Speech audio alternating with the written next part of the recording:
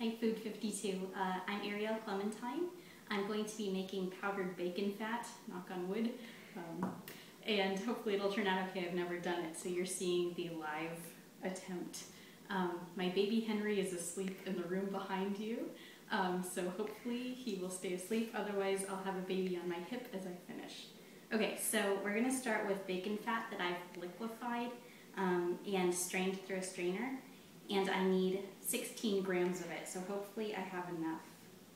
And I should turn on my scale before I measure. So on. And I'm going to zero it out. And 16 grams, hopefully. 16, 17. All right, take a tiny bit out. 16. All right, so that's 16 grams of bacon fat. And now I need 5 grams of Tapioca Maltodextrin, also known as N-Zorbit M for some reason. So I'm going to zero my scale once again. Here we are. Okay. And I need 5 grams, and this stuff is crazy lightweight. You see it explodes everywhere. Every time I've used it, that happens. Okay, so that's 5 grams. Now, I don't have a scale that goes down to tenths of a gram, so this might not be exactly right. But it worked out okay with my olive oil, so I'm hoping it works fine with this too.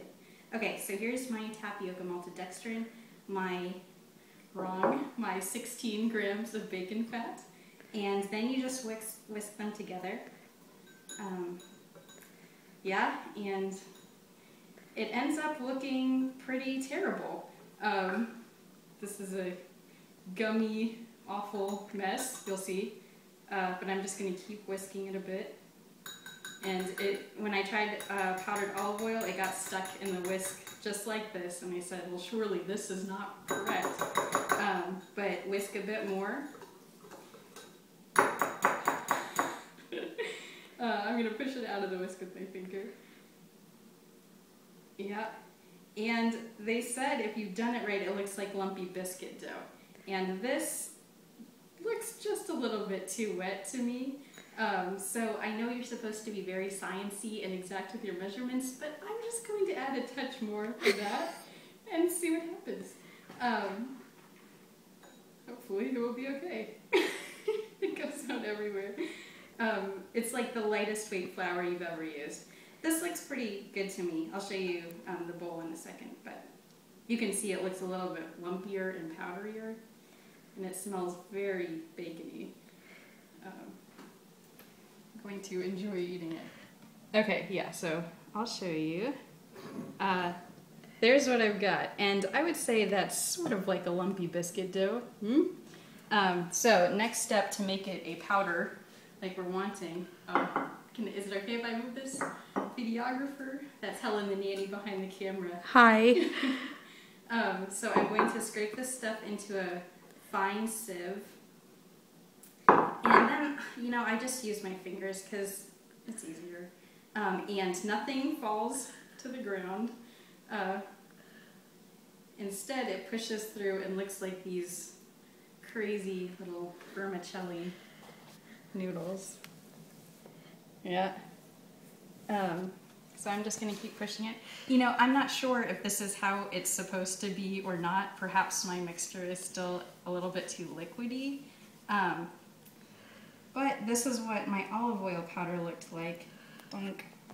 Okay, so, yeah, who knows? That seems a little bit moist. I don't know, sister, can we start over? We're back, and I deemed my powder a little too wet, so I put the stuff that I'd pushed through the strainer back in the bowl and added more powder. I'm going to mix it once again. They would probably not advocate you doing this in the kitchens of El Puli or Alinea, but we'll see. Maybe it'll work out for me. Okay, so this is definitely drier than the last time. I don't know if I'd call it lumpy biscuit dough. It looks more like a straight up crumbly powder to me now. Okay, trying again. So pushing that through the sieve. Actually, maybe didn't even need to because it was pretty powdery just that way. But for these kind of stringy things are fun anyway. Okay, this is looking better.